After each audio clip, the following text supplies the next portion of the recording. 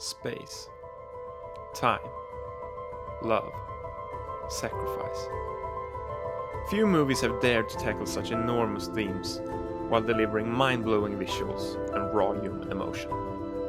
But Christopher Nolan's Interstellar, it did all of that and more. Today we're breaking down why Interstellar is not just a great sci-fi movie. It's a masterpiece that every movie lover needs to experience. Whether you've seen it or not, buckle up, because we're about to take a deep dive into a film that truly reaches for the stars. Let's start with one of Interstellar's biggest selling points, the science. Unlike your average sci-fi blockbuster, this movie isn't just making up space mumbo-jumbo. Kip Thorne, a real-life physicist and a Nobel Prize winner, actually worked on the film to make sure its black holes, wormholes, and time dilation were scientifically accurate. And the result?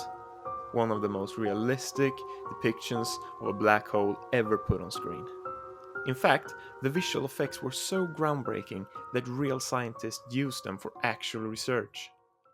Relativity, which is what Kip was taking great pains to explain to me, the relationship between time and gravity and mass and everything, all the rest, and it sort of got this intuitive sense of, okay, I kind of get why it's not possible. Right.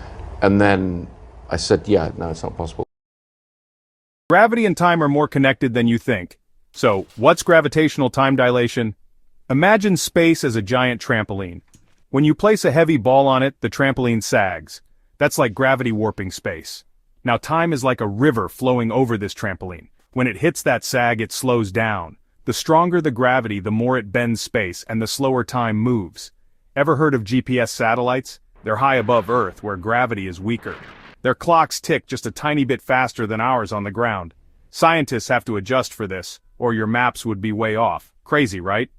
So next time you look at the stars, remember, gravity's not just pulling you down, it's slowing down your time too. And let's talk about time dilation. The scene on Miller's planet, where every hour equals 7 years on Earth, isn't just a cool plot device. That's real science. It's based on Einstein's theory of relativity, which states that time moves slower in stronger gravitational fields. The way Interstellar blends real physics with an emotional story, absolutely genius. You have to talk to me, Murph. I need to fix this before I go. I'll keep it broken so you have to stay. After you kids came along, your mom, she said something to me I never quite understood.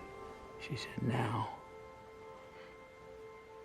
we're just here to be memories for our kids.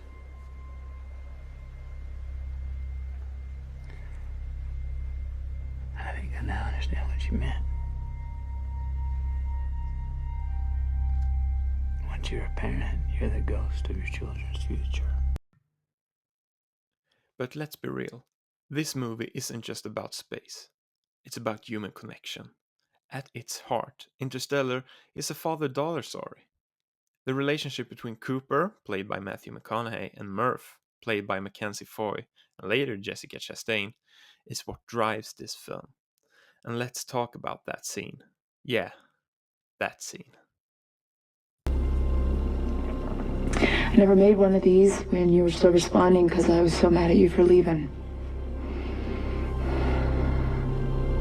And then when you went quiet, it seemed like I should live with that decision, and I have.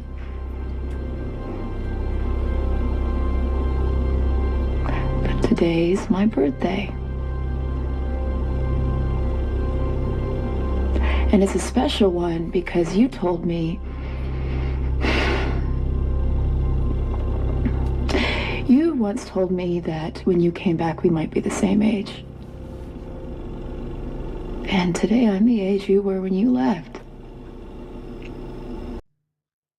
When Cooper sits down to watch the video messages from his kids, and he realizes that 23 years have passed in what felt like just a few hours to him, it's devastating.